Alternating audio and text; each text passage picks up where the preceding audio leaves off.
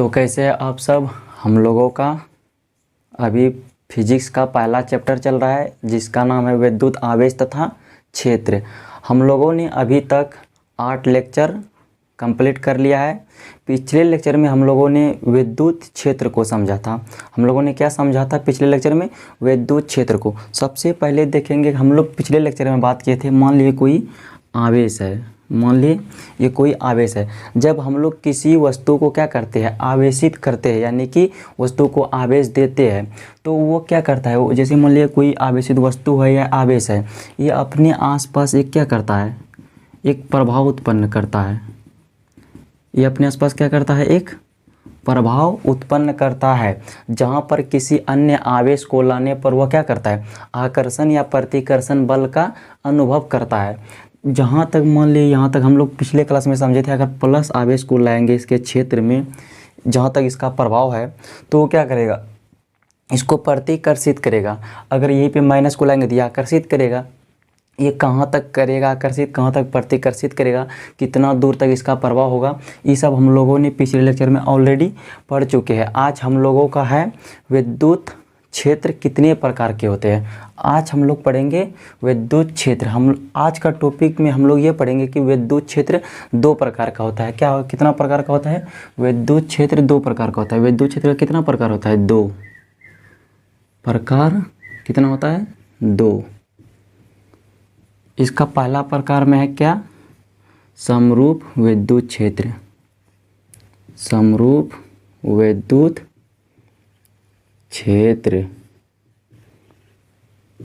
पिछले लेक्चर में हम लोगों ने अच्छे से विद्युत क्षेत्र के बारे में पढ़ा था कि विद्युत क्षेत्र किसको कहेंगे, किसको नहीं कहेंगे, किसी मतलब आवेश के चारों ओर कहाँ तक विद्युत क्षेत्र हो सकता है, उसका प्रभाव कहाँ तक होगा नहीं होगा, ये सब हम लोगों ने पिछले लेक्चर में कंप्लीट कर चुके हैं। आज हम लोग पढ़ेंगे विद्युत क्षेत्र के प्रकार। हम लोग देखेंगे विद्युत क्षेत्र 2 प्रकार का होता है। इसका पहला नंबर में, यानी कि पहला प्रकार इसका समरूप विद्युत क्षेत्र। समरूप विद्युत क्षेत्र हम लोग किसको बोलेंगे? सबसे पहले हम लोग देखते हैं समरूप विद्युत क्षेत्र।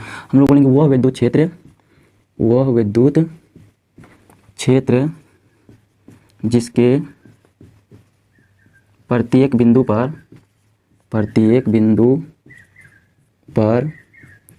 विद्युत क्षेत्र की तीव्रता का परिमाण एवं दिशा दोनों क्या हो, नियत हो, दोनों नियत हो, क्या कहलाता है? समरूप विद्युत क्षेत्र कहलाता है। समरूप विद्युत क्षेत्र कहलाता है। हम लोग समरूप विद्युत क्षेत्र किसको बोलेंगे? हम लोग यहाँ से कह सकते हैं, क्या कह सकते हैं कि समरूप विद्युत क्षेत्र वह विद्युत क्षेत्र जिसके प्रत्येक बिंदु पर विद्युत क्षेत्र की तीव्रता। अब यहाँ एक वर्ड आता है विद्युत क्षेत्र की तीव्रता। अब विद्युत क्षेत्र की तीव्रता यानी कि क्षेत्र की तीव्रता किसको बोलते हैं, ये भी हम लोगों ने पिछले लेक्चर में देख चुका है। इसको आप लोग जाकर के पिछले लेक्चर में देख लीजिए, फिर इस लेक्चर को पूरा देखिए। तो हम लोगों ने क्या कहा यहाँ से, वह विद्युत क्षेत्र जिसके प्रत्येक बिंदु पर विद्युत क्षेत्र की तीव्रता का परिमाण यानी कि मैग्नीट्यूड और दिशा यानी कि डायरेक्शन दोनों क्या हो, नियत हो, समरूप विद्युत क्षेत्र कहलाता है। सबसे पहले मान लिया हम लोगों ने, ये क्या है, समरूप विद्युत क्षेत्र है। हम लोगों ने मान लिया कि ये क्या है, ये एक समरूप विद्युत क्षेत्र है। ये क्या कहता है, वह विद्युत क्षेत्र जिसके प्रत्येक बिंदु पर विद्युत क्षेत्र की तीव्रता, जैसे मान लीजिए इसका ये भी बिंदु हो सकता है, ये भी बिंदु हो सकता है, ये भी हो सकता है, ये भी इसके अंदर में, मतलब विद्युत क्षेत्र के अंदर में जहाँ भी हम लोग इसके अंदर में बिंदु लेना चाहिए, यहाँ पर विद्युत क्षेत्र की तीव्रता का परिमाण और दिशा क्या होना चाहिए। जैसे मान लीजिए इस बिंदु पर इसका दिशा है, मतलब इधर है, इस डायरेक्शन में इसका दिशा है, और इसका मैग्नीट्यूड मान लिए कुछ 5, 10, 20, 50 इस तरह से है। तो यहाँ पर भी मान लिए इसका दिशा इधर ही है, और मैग्नीट्यूड जहाँ जितना यहाँ पे है, यानी बिंदु ए हम लोग इसका नाम देते थे, ABCDE डॉट एन तक ये जाएगा। अगर मतलब बिंदु ए पर डायरेक्शन इधर है और मैग्नीट्यूड मान लीजिए इस बिंदु पर x है, तो बिंदु बी पर भी डायरेक्शन सेम होना चाहिए और इसका मैग्नीट्यूड भी सेम होना चाहिए। कहने का ये तात्पर्य हुआ कि यहाँ पे जितना मैग्नीट्यूड होगा और जिस तरफ डायरेक्शन होगा उतना ही मैग्नीट्यूड और उसी तरफ डायरेक्शन यहाँ भी होगा, तो हम लोग उसको बोलेंगे समरूप विद्युत क्षेत्र। हम लोग इसको ऐसे भी समझ सकते हैं, जैसे मान लिया हम लोगों का कोई दोस्त होता है, तो दोस्त दो तरीके से होता है। अगर मान ली एक दोस्त वो होता है जिसको आप मान ली iPhone 14 Pro Max, जब तक आपके पास इसका सुविधा अवेलेबल है तब तक आपके पास दोस्त है। जिस दिन iPhone 14 Pro Max यानी कि उसका गया और आप देना बंद कर दिए दोबारा, तो क्या होगा, उसका दोस्ती ख़त्म। मतलब वो क्या होगा, एक टाइम तक गिरा। लेकिन एक दोस्त ऐसा भी होता है, जैसे आपका मतलब बहुत बुरे वक्त चल रहा हो, जैसे मान लीजिए आप क्या किया, 14 Pro Max दे दिया, उसका महीने का रिचार्ज भी तो चाहिए, आपने 2 महीना तक किया, तीसरा महीना में कहा बेबी कुछ प्रॉब्लम है, इस महीना थोड़ा दिक्कत चल रहा है, तो वो बेबी तुरंत क्या करेगा, आपको छोड़ करके निकल लेगा कहीं और बेबी की ओर। तो इसको बोलेंगे ये ऐसा नहीं हुआ। लेकिन इसी में एक ऐसा आदमी आता है जो 1 महीना 2 महीना नहीं, वो आपके मतलब क्या करता है, प्रॉब्लम को समझता हो, तो आपके हमेशा साथ रहेगा। उसको क्या बोलेंगे, दोस्त। मतलब हर टाइम में एक तरह से, मतलब दोस्ती जिस तरह से है उसी तरह से हमेशा रहेगा। वही उसी तरह से समरूप विद्युत क्षेत्र में क्या होगा, तो हर बिंदु पर सेम होगा, चाहे इसका मतलब जो भी कंडीशन हो। तो यहाँ मतलब दिशा भी सेम, मैग्नीट्यूड भी सेम, हर जगह दिशा और मैग्नीट्यूड क्या रहेगा, सेम रहेगा। तो उसको हम लोग बोलेंगे समरूप विद्युत क्षेत्र।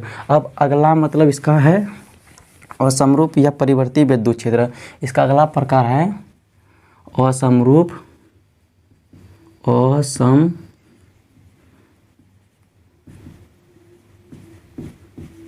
असमरूप या परिवर्ती विद्युत क्षेत्र। इसका अगला टाइप है परिवर्ती या असमरूप विद्युत क्षेत्र। हम लोग अब इसको समझते हैं, परिवर्ती या असमरूप विद्युत क्षेत्र किसको बोलते हैं। यहीं से हम लोगों को समझ में आता है परिवर्ती। परिवर्ती से हम लोगों का क्या तात्पर्य निकलता है, बदलने वाला, यानी कि हर जगह सेम, हर मतलब इथी में कंडीशन में सेम नहीं रहेगा। तो हम लोग इसका यहाँ से एग्जाम मतलब कह सकते हैं इसके बारे में, वह विद्युत क्षेत्र जिसके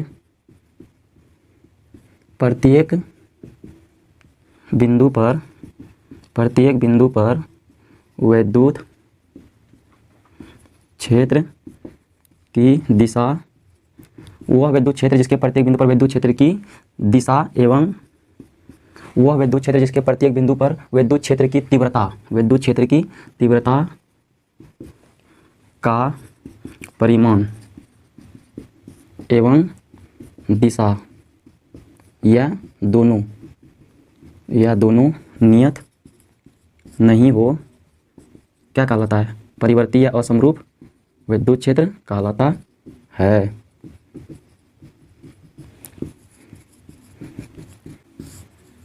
परिवर्ती या असमरूप विद्युत क्षेत्र किसको कहेंगे, हम लोग यहाँ से कह सकते हैं वह विद्युत क्षेत्र जिसके प्रत्येक बिंदु पर विद्युत क्षेत्र की तीव्रता का परिमाण एवं दिशा या दोनों नियत नहीं हो, क्या कहलाता है, परिवर्ती या असमरूप विद्युत क्षेत्र कहलाता है। सबसे पहले हम लोग इसको समझते हैं। मान लीजिए कोई हमारा क्या है, विद्युत क्षेत्र है, ये हमारा क्या है, विद्युत क्षेत्र है। ये देखिए इसका, यहाँ से हम लोग समझ सकते हैं, जैसे मान लिया हम लोग ये बिंदु ये लिए, इसका नाम दे दिए ए बिंदु, बी सी डी ई, हम लोग बिंदु एफ दे दिए। अब हम लोग यहाँ पे कहने का तात्पर्य ये हुआ, अगर हम लोग बिंदु ए पर देखेंगे, सबसे पहले इसका डायरेक्शन किधर है, इधर ऊपर की ओर है, थोड़ा इधर ऊपर की ओर है। फिर हम लोग यहाँ देखते हैं कि मतलब रेखा आपस में क्या है, थोड़ा सटा है, इधर दूर है। तो इससे क्या निष्कर्ष निकलता है कि मतलब इसका डायरेक्शन इधर है। यहाँ अगर बिंदु ई को देखें तो इसका डायरेक्शन इधर है, फिर अगर डी को देखें तो इसका इधर है। मतलब इसका डायरेक्शन भी सेम नहीं है और इसका मैग्नीट्यूड भी हर जगह सेम नहीं है। तो हम लोग ऐसा इलेक्ट्रिक फील्ड को कहेंगे परिवर्ती या असमरूप विद्युत क्षेत्र। परिवर्ती या असमरूप विद्युत क्षेत्र ये तब भी होगा जैसे मान लिया इसका डायरेक्शन और इसका डायरेक्शन सेम है, लेकिन दोनों मैग्नीट्यूड में अलग है, तो भी वो परिवर्ती विद्युत क्षेत्र होगा। फिर हम लोग यहाँ सी और डी का डायरेक्शन मान लिए सेम है, लेकिन इसका मैग्नीट्यूड अलग है, तो ये भी परिवर्ती विद्युत क्षेत्र ही होगा। लेकिन फिर हम लोग एक कंडीशन ये भी हो सकता है, इसमें कितना कंडीशन हो सकता है, इसमें कंडीशन हो सकता है 3 कंडीशन हो सकता है। पहला कंडीशन क्या होगा, इसमें मान लीजिए दोनों का डायरेक्शन सेम है और इसका क्या है, मैग्नीट्यूड भी सेम है तो ये हो जाएगा समरूप विद्युत क्षेत्र। डायरेक्शन और मैग्नीट्यूड हर जगह सेम होगा तो ये होगा समरूप विद्युत क्षेत्र। लेकिन यहीं पे अगर इसका डायरेक्शन और इसका डायरेक्शन सेम है लेकिन मैग्नीट्यूड दोनों का क्या है, अलग है, तो ये हो जाएगा असमरूप विद्युत क्षेत्र। अगर फिर यहाँ दूसरा कंडीशन ये भी हो सकता है कि मैग्नीट्यूड दोनों का सेम है लेकिन डायरेक्शन अलग है, तो ये कैसा होगा, असमरूप विद्युत क्षेत्र। हम लोग इसको एक तरीके से भी समझ सकते हैं, जैसे मान लीजिए दो कोई दोस्त है, ये हुआ दोस्त नंबर 1, दोस्त नंबर 2, मतलब ये दोनों के बीच में दोस्ती तभी रहेगा जब दोनों चाहेगा। जब दोनों चाहेगा हमारे बीच में दोस्ती हो तब तक ही दोनों के बीच में वो रहेगा। अगर मान लिया दोस्त 1 नंबर का दोस्त किसी तरह मतलब कारण से वो क्या हो गया, इससे दोस्ती छोड़ दिया, तो क्या होगा, दोनों के बीच का रिश्ता टूट गया। इसके बीच का दोनों का रिश्ता कब रहेगा, जब दोनों की मंजूरी होगा कि हाँ हम दोनों बीच में रिश्ता रखेंगे, तब तक इसके बीच का रिश्ता है। इसमें कोई एक गया तो रिश्ता भी गया। तो इसी तरह से इसमें कोई एक भी अगर डिफरेंट होगा तो वो किस में आ जाएगा, किसके कैटेगरी में, असमरूप विद्युत क्षेत्र में। अगर दोनों हर जगह सेम रहेगा यानी कि मैग्नीट्यूड और डायरेक्शन सेम रहेगा तो वो कैसा आएगा, समरूप विद्युत क्षेत्र में आएगा। अब हम लोग देखेंगे कि समरूप विद्युत क्षेत्र को निरूपित कैसे करेंगे। हम लोगों को कैसे पता चलेगा कि कहीं समरूप विद्युत क्षेत्र है या असमरूप विद्युत क्षेत्र है, तो हम लोग यहाँ से कहेंगे कि समरूप विद्युत क्षेत्र को समरूप विद्युत क्षेत्र को समरूप विद्युत क्षेत्र को निर्देशित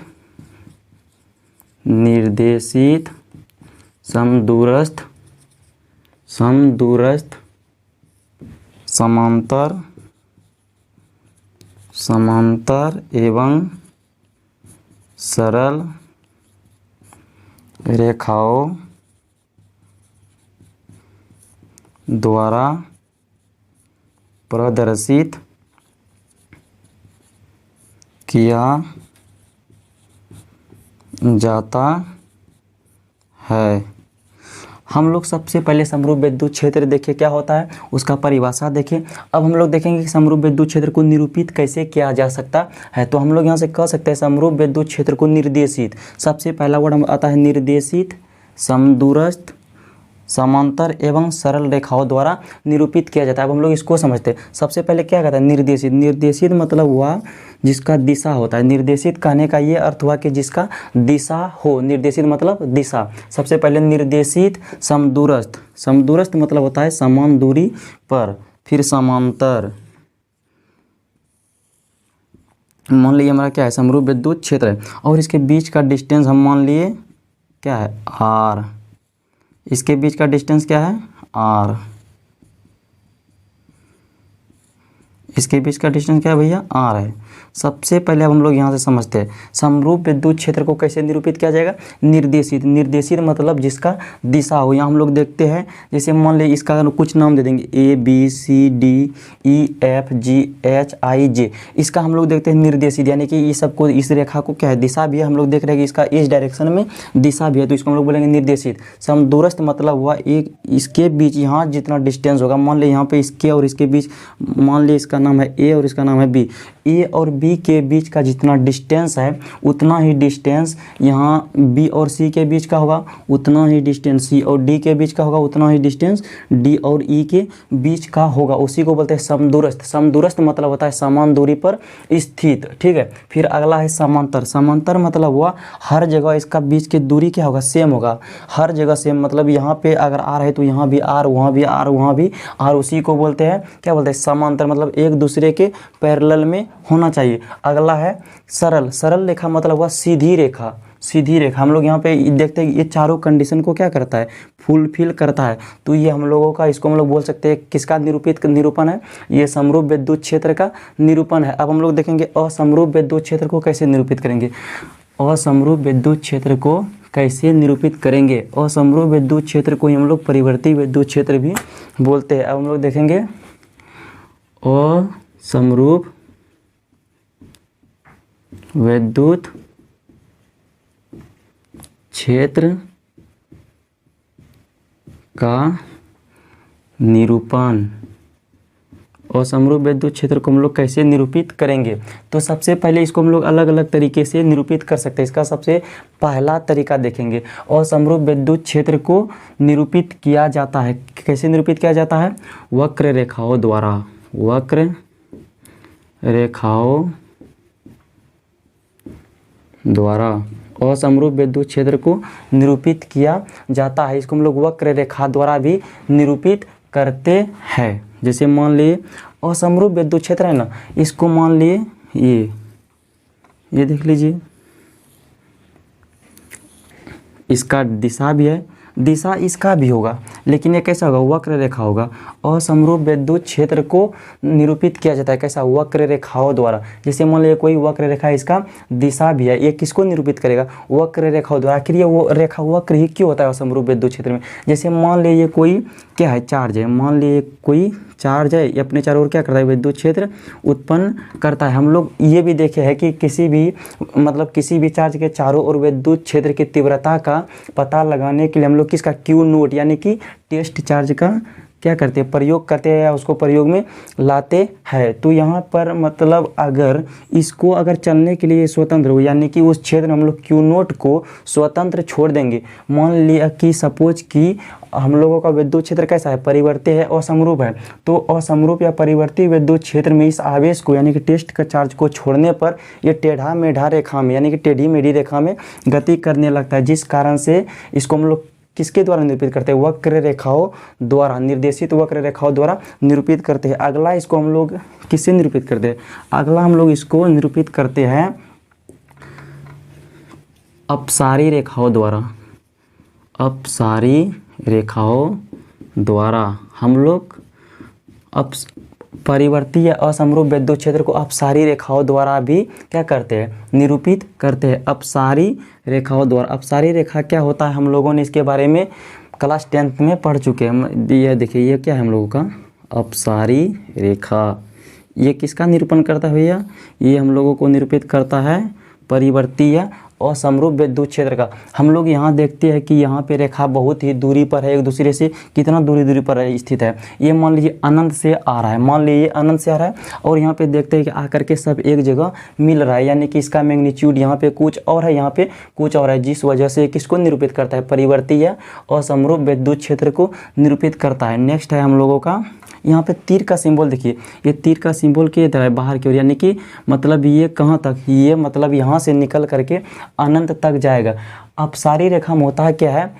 किसी बिंदु आवेश से रेखा निकल करके कहाँ तक जाता है? अनंत तक जाता हुआ प्रतीत होता है। अनंत मतलब हुआ बहुत दूरी। अनंत मतलब ये नहीं कि जो हम लोग सोचते हैं वो अनंत नहीं, अनंत वो भी होता है, लेकिन अनंत मतलब होता है बहुत दूर। जैसे हम मानव के लिए चांद भी हम लोगों को क्या है? अनंत दूरी पर नहीं है। सूर्य भी हम लोगों के लिए अनंत दूरी पर नहीं है। हम लोग फिजिक्स फिजिक्स हम लोगों का बहुत आसान कर दिया। जैसे चांद, हम लोग चांद में जाकर के घूमते हैं, हम लोगों के लिए वो अनंत दूरी पर नहीं है। लेकिन एक चींटी जो है, एक चींटी के लिए 2 किलोमीटर की दूरी भी क्या है? अनंत दूरी है।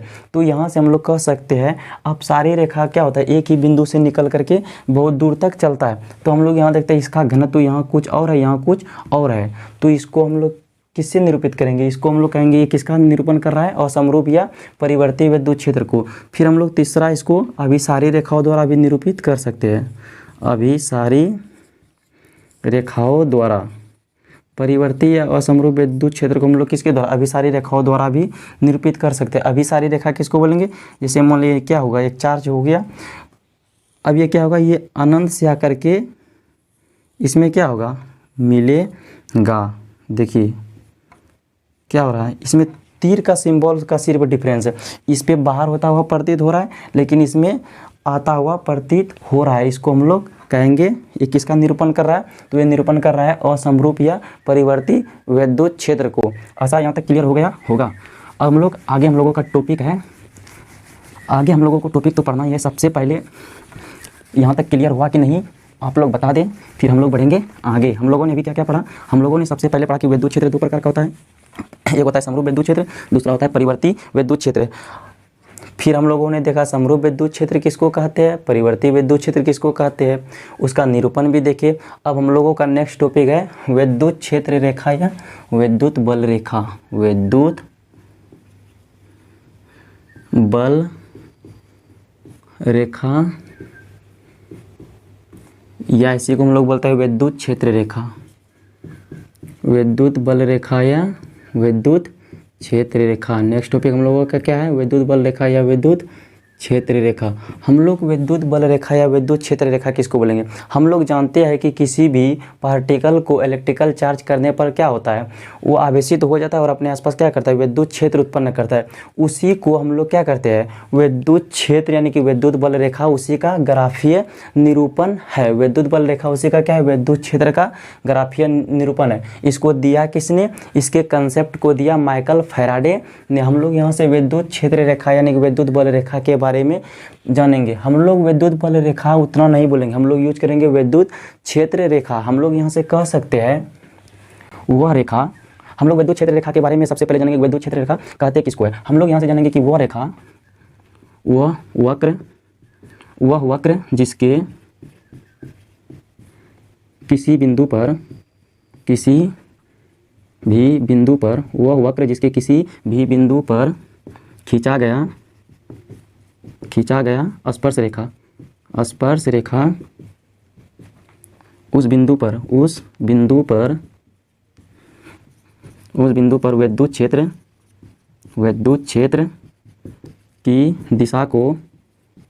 क्षेत्र की दिशा को क्या करता है, निरूपित करता है। विद्युत क्षेत्र की दिशा को निरूपित करता है या बताता है क्या कहलाता है, विद्युत क्षेत्र रेखा। विद्युत क्षेत्र रेखा कहलाता है। हम लोग विद्युत क्षेत्र रेखा या विद्युत बल रेखा किसको बोलेंगे? हम लोग यहाँ से सबसे पहले इसका परिभाषा हम देखते हैं। क्या, वह वक्र जिसके किसी बिंदु पर खींचा गया स्पर्श रेखा उस बिंदु पर विद्युत क्षेत्र की क्या करता है, दिशा को बताता है या दिशा को निरूपित करता है। क्या कहलाता है, विद्युत क्षेत्र रेखा या विद्युत बल रेखा कहलाता है। सबसे पहले मान लीजिए हम लोगों का क्या हो गया, ये वक्र हो गया। जैसे मान लीजिए ये हम लोगों का हो गया ए बी, जैसे मान लीजिए ये हो गया हम लोगों का ए और ये हो गया बी। हम लोग इसका दिशा देख रहे हैं, इसका डायरेक्शन किधर है, ऐसे है, इसका डायरेक्शन ऐसे है। इसका हम लोग डायरेक्शन को निरूपित कर दिए। हम लोग इसको क्या बोलेंगे, मान लीजिए यहाँ ए बी क्या है, ए बी है एक विद्युत क्षेत्र रेखा। विद्युत क्षेत्र रेखा मान लिया हम लोग कोई विद्युत क्षेत्र रेखा है, ए बी है विद्युत क्षेत्र रेखा। हम लोग अब विद्युत क्षेत्र रेखा किसको बोलेंगे, तो हम लोग यहाँ से देखते हैं वह वक्र जिसके किसी भी बिंदु पर, हम लोग मान ले सबसे पहले इस वक्र पर ए ले लिए बिंदु पी, ये ले लिए बिंदु क्यू, ये ले लिए आर, ये ले लिए एस, ये ले लिए टी। तो यहाँ कहता है वह वक्र जिसके किसी भी बिंदु पर खींचा गया स्पर्श रेखा उस बिंदु पर क्या करता है, विद्युत क्षेत्र की दिशा को बताता है, विद्युत क्षेत्र रेखा कहलाता है। अगर हम लोग यहाँ पर क्या करेंगे, इसका टेंजेंट ड्रॉ करेंगे यानी कि इस पर स्पर्श रेखा खींचेंगे तो ये क्या करेगा, विद्युत क्षेत्र की दिशा को बताएगा। यहाँ पे मान लिया इसका है E1 विद्युत क्षेत्र और यहाँ पे है, यहाँ पे स्पर्श रेखा खींचेंगे तो ये हो गया E2, ये हो गया E3, फिर ये हो गया E4, E5। यानी कि हम लोग यहाँ से सीधा सीधा यह कह सकते हैं कि वह काल्पनिक वक्र, ये क्या है, विद्युत बल रेखा का वास्तविक नहीं है, ये काल्पनिक वक्र है। यहाँ पे हम लोग जोड़ देंगे क्या, वह काल्पनिक वक्र, ये सिर्फ कल्पना किया गया, इसको हम लोग देख नहीं सकते हैं, इसका ये सिर्फ काल्पनिक वक्र ही होता है। यहाँ से हम लोग कह सकते हैं वह काल्पनिक वक्र जिसके किसी भी बिंदु पर खींचा गया स्पर्श रेखा। स्पर्श रेखा हम लोग जानते हैं, तो यहाँ देखते हैं ये खींचा गया जो रेखा ये कैसा है, स्पर्श रेखा है। क्या करता है, विद्युत क्षेत्र की दिशा को बताता है, विद्युत बल रेखा या विद्युत क्षेत्र कहलाता है। तो हम लोग सबसे पहले यहाँ पे क्या किए, ए बी क्या किए, एक वक्र लिए, काल्पनिक वक्र लिए और हम लोग क्या किए, इसके अलग अलग बिंदु पर स्पर्श रेखा खींचे। तो ये मतलब स्पर्श रेखा क्या करेगा, विद्युत क्षेत्र की दिशा को दर्शाएगा या बताएगा। हम लोग इसी को क्या बोलेंगे, विद्युत बल रेखा या विद्युत क्षेत्र रेखा। आशा है कि विद्युत क्षेत्र रेखा समझ में आ गया होगा। तो हम लोगों का अब नेक्स्ट टॉपिक है विद्युत बल रेखाओं के गुण। नेक्स्ट टॉपिक हम लोगों का क्या है, विद्युत बल रेखाओं के गुण। अब हम लोग देखेंगे कि इसके क्या क्या प्रॉपर्टीज होते हैं, विद्युत बल रेखाओं के क्या क्या गुण होते हैं या क्या क्या इसका प्रॉपर्टीज होता है। सबसे पहला इसका नंबर है, यह हमेशा काल्पनिक होता है। विद्युत बल रेखा अभी हम लोग इसका परिभाषा में देखे थे कि ये रेखाएं क्या होता है, सिर्फ काल्पनिक होता है, ये वास्तविक नहीं होता है। विद्युत बल रेखाएं काल्पनिक होता है। हम लोग जानते हैं कि विद्युत क्षेत्र क्या होता है, विद्युत क्षेत्र वास्तविक होता है, यानी कि इलेक्ट्रिक फील्ड वास्तविक होता है, लेकिन इलेक्ट्रिक फील्ड लाइंस क्या होता है, काल्पनिक, यानी कि विद्युत बल रेखा या विद्युत क्षेत्र रेखाएं काल्पनिक होता है। इसको हम लोगों को याद रखना है। विद्युत क्षेत्र वास्तविक, जबकि विद्युत बल रेखाएं या विद्युत क्षेत्र रेखाएं क्या होता है, काल्पनिक होता है। फिर से हम लोग देखेंगे विद्युत क्षेत्र वास्तविक, जबकि विद्युत बल रेखाएं क्या होता है, काल्पनिक होता है। इसका सेकंड प्रॉपर्टी यानी दूसरा प्रॉपर्टी है, विद्युत बल रेखाएं धन आवेश से प्रारंभ होता है और ऋण आवेश पर खत्म होता है। अब इसका दूसरा प्रॉपर्टी क्या है, ये दूसरा प्रॉपर्टी इसका कहता है विद्युत बल रेखा क्या होता है, मान लीजिए कोई धन आवेश है और ये कोई ऋण आवेश है। दूसरा प्रॉपर्टी ये कहता है विद्युत बल रेखाएं धन आवेश पर क्या होता है, प्रारंभ होता है। जैसे मान लिए ये विद्युत क्षेत्र रेखा है, कहाँ से, मतलब प्लस आवेश से निकला और माइनस में जाकर के ये क्या हो गया, खत्म हो गया। तो ये ऐसा क्यों हुआ, हम लोग जानते हैं कि विपरीत प्रकार के आवेश एक दूसरे को क्या करता है, अपनी ओर अट्रैक्ट करते हैं। तो ये क्या होगा, यहाँ से निकलेगा और यहाँ पे जाके इंड हो जाएगा। यानी कि सेकंड प्रॉपर्टी इसका कहता है विद्युत बल रेखाएं धन आवेश से निकलता है और ऋण आवेश पर जाकर के क्या हो जाता है, खत्म हो जाता है। ये कहने का तात्पर्य ये हो गया, ये क्या होगा, धन आवेश से निकला और ऋण आवेश पर जाकर के खत्म हो गया। अब इसका थर्ड प्रॉपर्टी है, किसी चालक के पृष्ठ पर विद्युत बल रेखा हमेशा उस पृष्ठ के लंबवत होता है। भैया सबसे पहले हम लोग यहाँ लंबवत शब्द का अर्थ जानेंगे कि लंबवत मतलब क्या होता है। लंबवत मतलब होता है 90 डिग्री, 90 डिग्री के एंगल पर झुका हुआ, यानी कि 90 डिग्री के एंगल पर झुका हुआ। इसका थर्ड प्रॉपर्टी क्या कहता है, किसी चालक पृष्ठ पर विद्युत बल रेखा हमेशा उस पृष्ठ के क्या होता है, लंबवत होता है। जैसे मान लीजिए कोई पृष्ठ है, ये कैसा पृष्ठ है, चालक, ये कोई चालक पृष्ठ है और इस पर क्या है, पॉजिटिव, इसका चार्ज कैसा है, पॉजिटिव चार्ज किया हुआ है। तो इस पर विद्युत बल रेखा हमेशा कैसा होगा, इस पृष्ठ के लंबवत होगा, यानी कि ये 90 डिग्री का एंगल पर झुका हुआ रहेगा। इसको हम लोग कहीं भी विद्युत बल रेखा को खींचेंगे तो हमेशा ये कैसा होगा, ये हमेशा उस पृष्ठ के क्या होगा, लंबवत होगा। तो थर्ड प्रॉपर्टी इसका क्या कहता है, थर्ड प्रॉपर्टी ये कहता है किसी चालक पृष्ठ पर विद्युत बल रेखा हमेशा उस पृष्ठ के क्या होता है, लंबवत होता है, जो कि हम लोग यहाँ से समझ लिए। ये नहीं कि जैसे मान लीजिए कोई पृष्ठ है, इस पर ऐसे मान लिए ये कोई पृष्ठ है, इस पर 45 डिग्री पे, ये 60 डिग्री पे झुका हुआ, ऐसा नहीं होगा। किसी पृष्ठ पर विद्युत बल रेखा सिर्फ 90 डिग्री पर, यानी कि सिर्फ उस पृष्ठ का लंबवत ही होगा, 60 डिग्री 45 डिग्री ऐसा झुका हुआ नहीं रहेगा। इसका ये कौन कहता है, ये कहता है थर्ड प्रॉपर्टी। अब इसका अगला कहता है, यानी कि चौथा नंबर का प्रॉपर्टी इसका क्या कहता है, कोई भी दो विद्युत बल रेखाएं कभी भी एक दूसरे को प्रतिच्छेद नहीं करता है। इसका अगला प्रॉपर्टी है, इसका अगला प्रॉपर्टी ये कहता है कि कोई भी दो विद्युत बल रेखाएं एक दूसरे को कभी भी क्या करता है, प्रतिच्छेद नहीं करता है। आखिर ऐसा क्यों, जैसे मान लीजिए ये कोई हम लोगों का ए बी हो गया विद्युत बल रेखा और कोई सी डी हो गया विद्युत बल रेखा, ये कोई मान लीजिए काटन बिंदु है डी। अब ये दोनों क्या करेगा, कभी एक दूसरे को नहीं काटेगा। एक दूसरे को क्यों नहीं काटेगा, हम लोग जानते हैं कि मतलब अगर विद्युत बल रेखा हम लोग यहाँ देखेंगे, अगर हम लोग यहाँ पे स्पर्श रेखा खींचेंगे, इसका स्पर्श रेखा खींचेंगे तो इधर हो जाएगा, इसका खींचेंगे तो इधर हो जाएगा, यानी कि एक ही बिंदु पर विद्युत क्षेत्र का क्या हो जाता है, दो दिशा हो जाता है। अभी हम लोग तुरंत पढ़े हैं कि विद्युत क्षेत्र किसी विद्युत बल रेखा पर खींचा गया स्पर्श रेखा उस बिंदु पर विद्युत क्षेत्र की दिशा को दर्शाता है। जब हम लोग इस बिंदु पर यानी कि बिंदु डी पर स्पर्श रेखा खींचते हैं तो देखते हैं कि एक ही बिंदु पर विद्युत क्षेत्र का दो दिशा हो जाता है, जो कि संभव नहीं है। ये क्या है, इम्पॉसिबल है, यानी कि असंभव है। इसीलिए क्या होता है, इसीलिए दो विद्युत बल रेखा या दो विद्युत क्षेत्र रेखाएं कभी भी एक दूसरे को प्रतिच्छेद नहीं करता है। क्यों नहीं करता है, तो हम लोग ये इसको भी समझ लिए। फिर से एक बार देख लेते हैं, जब आखिर क्यों नहीं करता है, इसलिए नहीं करता है कि क्योंकि एक ही बिंदु पर विद्युत क्षेत्र का दो दिशा हो जाएगा, जो कि क्या है, असंभव, यानी कि इम्पॉसिबल है। इसी कारण से दो विद्युत क्षेत्र रेखाएं या विद्युत बल रेखाएं कभी भी एक दूसरे को प्रतिच्छेद नहीं करता है। अगला इसका प्रॉपर्टी है, विद्युत बल रेखाओं की संख्या आवेश के परिमाण का सीधा समानुपाती होता है। इसको समझने से पहले हम लोग समझेंगे, जैसे मान लिया आप मार्केट गए और वहाँ पे देख रहे हैं कि मार्केट की महंगाई को देखते हुए, जैसे मान लिया कि iPhone 14 Pro Max का प्राइस 2 लाख 2.5 लाख चाहे जितना भी हो, आई डोंट नो, आप मान लीजिए लेने गए तो आप किस हिसाब से कोई भी सामान खरीदेंगे। भाई लेने का प्लान तो, लेने का मन बहुत कुछ करता है, लेकिन उस तरह से जेब में रहे तो ना। आप मान लीजिए लेने चले गए, आपके पास है 15,000 यानी कि 15,000 या 20,000 या 50,000 रुपया है और आप चले गए 2 लाख सामान का सपना देखकर उसको खरीदने चले गए, तो अब ये कब खरीद सकते हैं? जब इसको कौन खरीद सकता है? जिसका इतना अमाउंट रहेगा, यानी जिसके पास इतना रुपया रहेगा वही इसको ले सकता है। आपका जितना है उसी हिसाब से लेंगे। उसी तरह से ये आवेश का परिमाण जितना ज़्यादा रहेगा, इसका क्या होगा, विद्युत बल रेखा उतना क्या होगा, ज़्यादा होगा। यानी कि विद्युत बल रेखाओं की संख्या आवेश के परिमाण का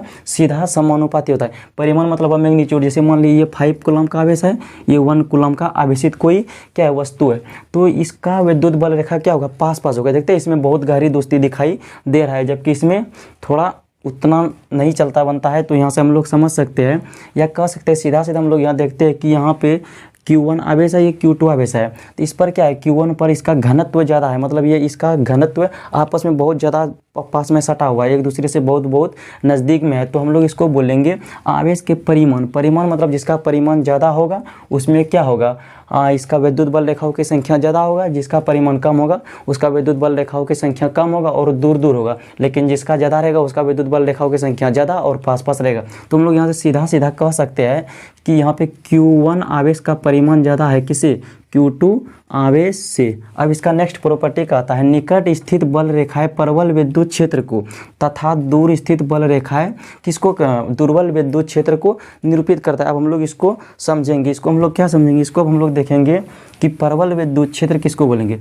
मान लिए ये कोई रेखा है, मान लिए कोई विद्युत बल रेखा है, ये क्या है, बहुत पास पास में है। तो नेक्स्ट प्रॉपर्टी हम लोग का कहता है, निकट स्थित बल रेखाएं प्रबल विद्युत क्षेत्र को। मान लिए ये हम लोगों का कोई ग्राफ ए है और ये कोई हम लोगों का है ग्राफ बी, इसमें बहुत दूर दूर रेखा है।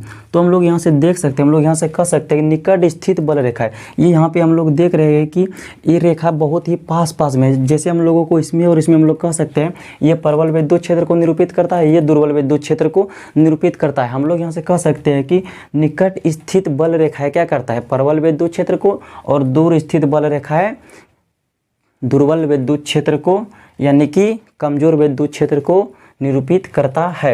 अगला प्रॉपर्टी हम लोगों का, विद्युत बल रेखाओं की संख्या भिन्नात्मक हो सकती है क्योंकि यह काल्पनिक हो सकता है। अब विद्युत बल रेखाओं की संख्या 8.5 हो सकता है, 9.5 हो सकता है, 10.5, 5.5, 10, 11, 12 हर तरह का हो सकता है। भिन्नात्मक भी हो सकता है क्योंकि ये क्या होता है, ये काल्पनिक होता है। भाई वो कहते नहीं, जो प्यार को ही ना समझे तो वो दूसरा का इमोशन को क्या जाने कि इमोशन क्या होता है। उसी तरह से ये क्या होता है, काल्पनिक होता है, ये भिन्नात्मक भी हो सकता है। अब हम लोग देखेंगे कि आवेशों के विभिन्न विन्यास के कारण, अब हम लोग देखेंगे कि मतलब आवेशों के विन्यास, अगर अलग अलग आवेश एक दूसरे से कुछ दूरी पर स्थित हो तो उसके कारण विद्युत बल रेखा क्या होगा।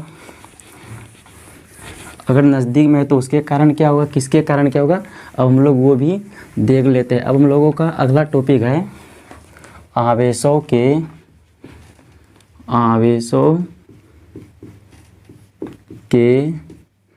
अलग अलग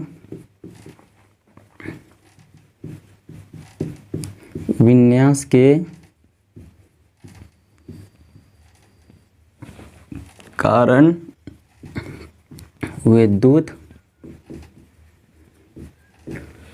बल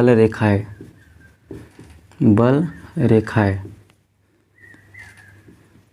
अब आवेशों के अलग अलग विन्यास के कारण विद्युत बल रेखा क्या होगा। जैसे मान लीजिए हम लोगों का कोई एकल धन बिंदु आवेश है। अब एकल धन बिंदु आवेश के कारण क्या होता है, इसके कारण होता है इससे दूर, मतलब इससे दूर होता है, यहाँ से निकलना शुरू होता है और अनंत तक ये चले जाता है। एकल धन बिंदु आवेश के कारण विद्युत बल रेखाओं की निरूपण कुछ इस तरह से होता है। हम लोग इसको भी ऐसे भी समझ सकते हैं, मान लीजिए पे क्यू टेस्ट चार्ज है तो ये क्या करेगा, इसको क्या करेगा, पर रिपेल करेगा, यानी कि दूर धकेलेगा, जिस कारण से इसका दिशा कुछ यानी कि इसका निरूपण कुछ इस तरह से हम लोगों को दिखने को मिलेगा। फिर मान लिया हम लोग को ये एकल ऋण बिंदु आवेश है, इसके कारण हम लोगों को ऐसा कुछ दिखने को मिलेगा। एकल ऋण बिंदु आवेशों के कारण विद्युत बल रेखाओं का निरूपण कुछ इस तरह से हम लोगों को दिखने को मिलेगा। फिर मान लिया कि दो समान परिमाण के धन बिंदु आवेश, मान लिया ये भी धन बिंदु आवेश है, ये भी धन बिंदु आवेश है, लेकिन ये दोनों का परिमाण क्या है, सेम है। तो इसके कारण हम लोग देखेंगे ऐसे होगा बाहर की ओर, ऐसे होगा, ऐसे होगा, सॉरी ये होगा ऊपर की और ऐसे होगा, ऐसे होगा। ये तो यहाँ तक जाना चाहेगा, लेकिन ये भी इधर से आएगा। इसके रिपल्सन के कारण ये दोनों एक दूसरे को क्या करेगा, हम लोग जानते हैं कि समान नेचर के आवेश एक दूसरे को रिपेल करते हैं, तो ये इसको ऐसे चले जाएगा, ये ऐसे चले जाएगा ऊपर की ओर, दोनों यहाँ से निकल जाएगा, ये दोनों यहाँ से आकर के मुड़ जाएगा, ये ऐसे आकर के मुड़ जाएगा, ये भी ऐसे आकर के मुड़ जाएगा। आखिर ऐसा क्यों हुआ, ये दोनों हम लोग जानते हैं कि समान प्रकृति के आवेश एक दूसरे को, यानी समान प्रकार के आवेश एक दूसरे को क्या करता है, रिपेल करता है। अगर दो समान परिमाण के आवेश और एक ही नेचर का एक दूसरे से कुछ दूरी पर क्या हो, स्थित हो, तो उसके कारण विद्युत बल रेखा कुछ इस तरह से दिखने को मिलेगा। यहाँ आकर के ये क्या हो जाएगा, मुड़ जाएगा। अगर फिर हम लोग इसका आगे देखेंगे कि अगर दो समान परिमाण के ऋण बिंदु आवेश एक दूसरे से कितना दूरी पर, कुछ दूरी पर स्थित है, तब इसके कारण कैसा होगा विद्युत बल रेखा, इसके कारण हो जाएगा इस तरह से, ऐसा हो जाएगा, ऐसे, इसके कारण हो जाएगा ऐसे, ऐसे कैसे हो जाएगा भैया, इस तरह से कुछ हो जाएगा। क्लियर है यहाँ तक। हम लोग सबसे पहले देखिए आवेशों के अलग अलग विन्यास के कारण विद्युत बल रेखा। सबसे पहले अगर कोई एकल पॉजिटिव चार्ज है तो कैसा होगा, एकल ऋण बिंदु आवेश के कारण। फिर जब दो धन बिंदु एक दूसरे से कुछ दूरी पर स्थित हो, दो ऋण बिंदु आवेश एक दूसरे से कुछ दूरी पर स्थित हो, तो इसके कारण कैसा होगा। अब हम लोग ये भी देखेंगे कि मान लीजिए ये कोई पॉजिटिव चार्ज है, ये निगेटिव चार्ज से आवेशित वस्तु है, इसके कारण कैसा होगा। हम लोग यहाँ से देखेंगे ये यहाँ से निकलेगा और यहाँ पे आकर के ख़त्म हो जाएगा, इसके कारण से कुछ इस तरह से दिखने को मिलेगा। यहाँ से निकलेगा और यहाँ पे जा कर के ख़त्म हो जाएगा, कुछ इस तरह से। ऐसे निकलेगा, ये ऐसे निकलेगा, इधर से भी ऐसे निकलेगा, ऐसे निकलेगा, ये भी ऐसे ऐसे। यहाँ पे आकर के क्या हो जाएगा, सिमट जाएगा, यहाँ से निकलेगा और यहाँ पे आकर के घुस जाएगा। अगर मतलब अलग अलग प्रकार के यानी विपरीत प्रकार के आवेश एक दूसरे से कुछ दूरी पर स्थित होगा, तो इसके कारण विद्युत बल रेखा कैसा होगा, तो धन आवेश से चल करके ऋण आवेश पर इंड हो जाएगा। तो यहाँ तक समझ में आया होगा, यह इतना तो आशा कर ही सकते हैं। बहुत ही अच्छा सा टॉपिक था आज का। तो फिर मिलते हैं नेक्स्ट टॉपिक में, यानी कि नेक्स्ट लेक्चर में। तब तक के लिए बाय बाय।